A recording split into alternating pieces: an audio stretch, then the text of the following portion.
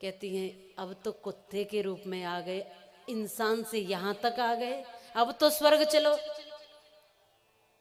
कहते हैं दिन भर पहरा देता हूं, ये जो पुत्र, ये जो पोते, ये जो नाती हैं, ये तो बड़े लापरवाह हैं, ऐसे ही चले जाते हैं। घर में बहन बेटियां, बहू बेटियां होती हैं, किसी पर विश्वास नहीं है आज के जमाने में, इसलिए पहरा देने के लिए यहीं बैठा रहता हूं। अब की बार चलूंगा, अब की बार आओ। अब देखा देवी फिर आई तो इस कुत्ते की आत्मा निकल करके अब ये भी शरीर छूटा, सांप में आ गई।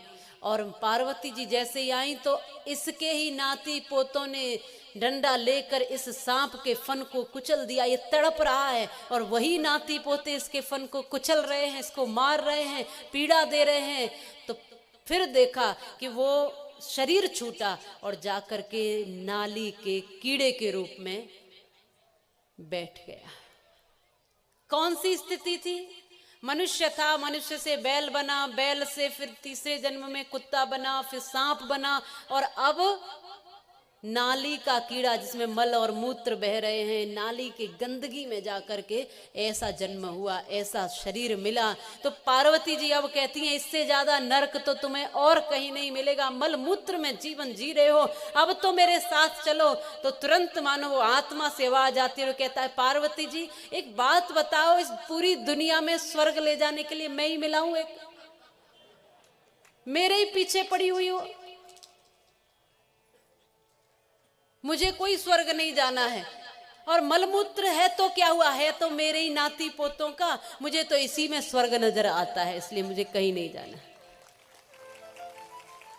तो मोह सकल व्याधिन कर, ऐसा मोह कि नाली का कीड़ा बनने को राजी है लेकिन कुछ सत्कर्म करने को राजी नहीं है। ये मोह है जो छूटता नहीं है, यही मोह है जो बुढ़ापे में भी चाबी चाबी चाबी हो रही है। ये मोह है, इसलिए जीते जी इस मोह से दूर हो जाओ, मुक्त हो जाओ, नहीं तो फिर पुनः पुनः पुनः पुनः इन अवस्थाओं में और मोह में ग्रसित रहोगे। एक ही जीवन है मनुष्य जीवन, श्रेष्ठ जीवन, जिसमें आप चाहो तो इस जीवन से मुक्त हो सकते हो, आप चाहो तो प्रभु को प्राप्त कर सकते हो, आप चाहो तो इस लोक और परलोक को सुंदर बना सकते हो। एक मनुष्य जीवन है और दूसरा कोई जीवन नहीं मिलेगा। सारे जीवन भोग योनि है लेकिन मनुष्य ही एक योग योनि और कर्म योनि है। इसमें कर्म करो, सदकर्म करो, अच्छे कर्म करो, और कर्म करते हुए सरल रहो, कर्म करते हुए निरअभिमान रहो, कर्म करते हुए सहज रहो, ऐसे रहो जैसे बजरंग बली सारे कार्य करते हैं राम जी के, पर किसी कार्य को अपने ऊपर नहीं लेते हैं। उनके जैसा भक्त कोई होगा? विभीषण आया हनुमान जी के पास, पहले तो हनुमान जी की शरण में आया था, उन्हीं से मिला था पहले विभीषण। तो विभीषण जब आया तो हनुमान जी ने कहा कि मैं तो बहुत छोटा हूं, मेरे पास मत आओ। सीधा राम जी के चरणों में ले जाकर बिठा दिया। सारे कार्य राम जी के लिए करते हैं और अभिमान भी नहीं करते। इतनी बड़ी सोने की लंका जलाकर आ गए, और जलाकर आए, सीता जी का खोज लगाकर आए। फिर जब लौट कर आए तो जामवंत ने सारी कथा राम जी को सुनाई कि प्रभु हनुमान जी ने तो इतना बड़ा कार्य किया, लंका को भी जला के आ गए और रावण को अपना भय दिखाकर आए हैं। तो जब बजरंगबली से पूछा हनुमान तुमने ऐसा कार्य, इतना बड़ा कार्य कैसे कर दिया, उस लंका में कोई पक्षी भी नहीं जा सकता, तुम कैसे चले गए, इस पे पता भी लगा लिया और लंका जलाकर भी आ गए। तो हनुमान जी ने बड़ा सुंदर बात कही है कि प्रभु इसमें मेरी कोई ख्याति नहीं, सो सब तब प्रताप रघुराई और नाथ न कछु मोरी प्रभुताई। मैं क्या हूं प्रभु? लंका को जलाया प्रभु आपके प्रताप ने, लंका को जलाया मां जानकी के शाप ने, लंका को जलाया रावण के पाप ने, और लंका को जलाया हमारे बाप ने। हमने तो कुछ नहीं किया। हनुमान जी कहते प्रभु मैंने कुछ नहीं किया, आपके प्रताप से लंका जली, रावण के पाप से लंका जली, मां जानकी से श्राप से, उन आंसुओं से लंका जली। हमारे पास तो कुछ नहीं था। रावण कि यहाँ हमारी पूंछ में आग लगा दी गई। हम तो आग बुझाने के लिए जा रहे थे कि हमारे पिता पवन देव ने ऐसी वायु चलाई कि पूरी लंका धू धू करके जल गई। इसलिए कहा लंका को जलाया हमारे बाप ने, हमारे पिताजी ने कृपा कर दी। बाद में आपकी कृपा तो थी, पर पवन देव ने भी कृपा करी और पूरी लंका जल गई। सो सब तव प्रताप रघुराई, नाथ न कछु मोरी प्रभुताई। इसलिए कहा हे प्रभु, मेरा इसमें कुछ भी लेस मात्र भी कोई प्रयोजन नहीं है, कोई सिद्धि नहीं है। सब कुछ करने वाले कौन हैं? आप हैं। सब कराने वाले कौन हैं? आप हैं। ये भाव इस कथा से आपको लेकर जाना है, भक्त का भाव रखना है। जो भी कितने भी बड़े कार्य कर दो, लेकिन प्रभु से प्रार्थना करो कि मेरे द्वारा तूने कार्य कराया, मैं तो निमित्त मात्र हूं। जीवन में अच्छा करो, आंसू पहुंचे नहीं किसी के, भला किसी का नहीं किया है। उसने श्वास किए हैं पूरे, केवल जीवन नहीं जिया है। एक देवता थे शिव शंकर, महादेव इसलिए हो गए। लोक लाज की जय हो, जग में अमृत बांटा जहर पिया है। काली घनी रात के अंदर जो लोगों को राह दिखाए, लाख चंद्रमाओं से बढ़कर छोटा सा वो एक दिया है। करता केवल परमेश्वर है, ना तुम कुछ हो ना कुछ मैं हूँ। उसने जिससे जो चाहा है, उससे वैसा काम लिया है, उससे वैसा काम लिया है। ये समझा करो कि वही करने वाला, वही कराने वाला। इसलिए समर्पित भाव से आओ ठाकुर जी से कहें, हे प्रभु आपने किया, आप ही करा रहे। राम जी का काम है, राम जी करा रहे हैं, राम जी ही करा रहे, राम जी का काम है। और राम जी के काम में काहे का विराम है, तनिक भी विराम नहीं, तनिक भी विश्राम नहीं।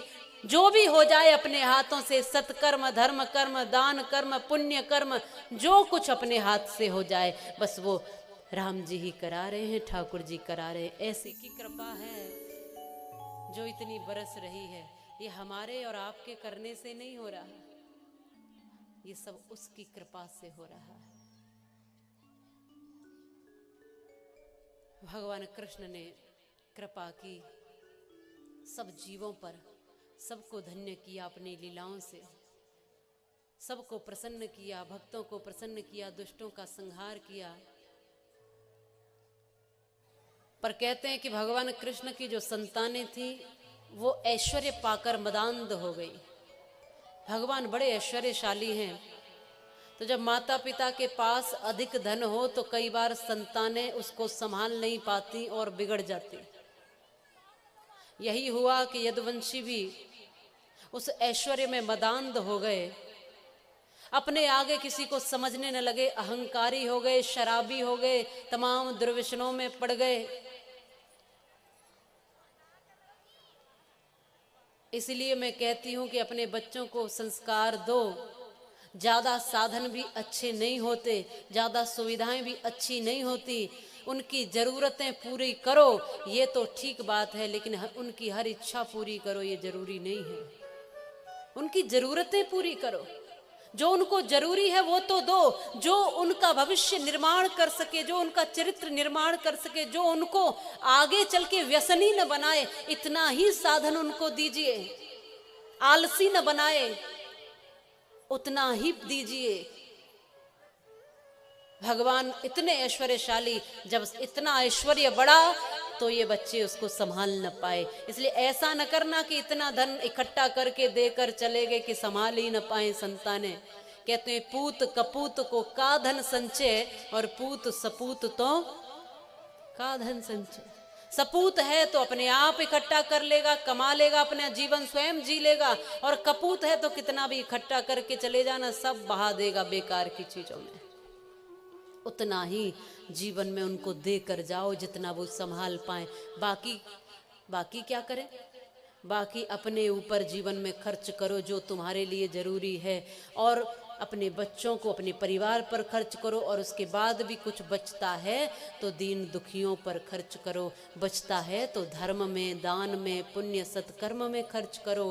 क्योंकि दान जो भी करोगे अपने हाथों से, जो देकर जाओगे, वही तुम्हारा आगे सत्कर्म बन करके वही तुम्हें दोबारा मिलने वाला है।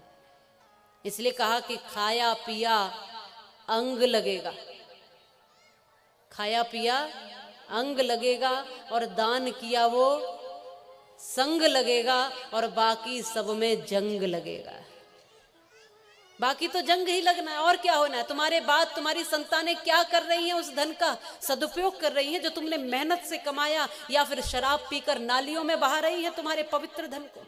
ये तुम्हें सोचना होगा, तुम्हें तय करके जाना होगा कि उतनी संपत्ति बच्चों को दे के जाओ जितना संभाल पाए, साथ में उनको भरपूर संस्कार देकर जाओ। अपने बुजुर्गों की संपत्ति तो वही है जो संस्कार है।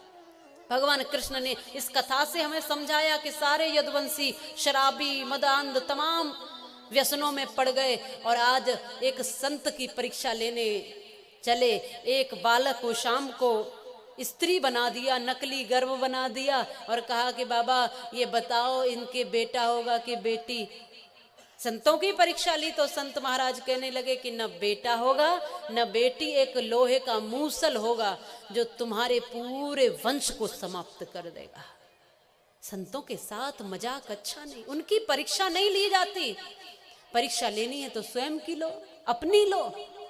संतों की परीक्षा लोगे तो तुम तो उनके भी गुरु हो गए। गुरु ही परीक्षा ले सकता है तो तुम तो उनके भी गुरु हो गए। ये सोचते थे कि ये कोई ऐसे ही महाराज हैं, बाबा हैं, इनको देखो परखो। तो कहा एक ऐसा मूसल होगा जो तुम समस्त यदुवंशियों को नाश करेगा। और यही हुआ। शराब आदि व्यसनों में पड़ी हुई संतानें बाबली हो गई, बुद्धि तो रही नहीं। अपमान कर दिया संत का। समय अनुसार एक मूसल हुआ जिसको घिसकर समुद्र के किनारे डाल दिया। सोचा कि अब तो हम छूट गए उस श्राप से, उस बात से। एक कील बची थी वो समुद्र में फेंक दी, उसको मछली ने निगल लिया। समय ऐसा आया कि ये आपस में ही सर फोड़ने लगे। कुछ दिन बीते। अब शराबी व्यक्ति का कुछ पता तो होता नहीं। कहते हैं शराब अंदर तो बुद्धि बाहर। इसलिए ऐसे व्यसनों को क्यों करते हो? अपनी संतानों को दूर रखो इन व्यसनों से। भगवान श्री कृष्ण की कथा हमें समझा रही है।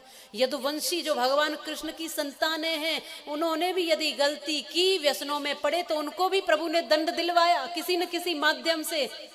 तो वो जो गलती करता है दंड उसको मिलता ही मिलता है। आज ऐसा ही हुआ कि ये शराब आदि में मग्न हुए, एक दूसरे के शत्रु हो गए, एक दूसरे को मारने लगे, लड़ने लगे। लड़ते लड़ते उसी समुद्र पर किनारे पहुंचे। वो जो मूसल घिस करके डाला था वो दूब घास उग आई और उसी घास को उखाड़ उखाड़ करके ये एक दूसरे में मारने लगे। और वो संतों का श्राप था तो वो माने तलवार का काम करने लगा और एक दूसरे के हाथों से स्वयं ही समाप्त होने लगे। वो कील जो बची थी वो मछली ने निगल ली। वो उस मछली को बहेलिये ने निकाला, उसका पेट चीर कर देखा तो वो कील की नोक मिली। उसने कहा ये तो बड़ी अच्छी है, अपने तीर में लगा लेता हूं तो शिकार अच्छा हो जाएगा। तो तीर के आगे के भाग पर उसको लगा लिया और शिकार करने लगा। चला आगे जंगल की तरफ। तो भगवान आज शांत मुद्रा में बैठे हैं। धरती आह्वान कर रही है, देवता भी आह्वान कर रहे हैं, आओ प्रभु अपनी लीलाओं को समेट कर इस विस्तार को समेटो और आओ अपने धाम। भगवान भी चिंतन कर रहे हैं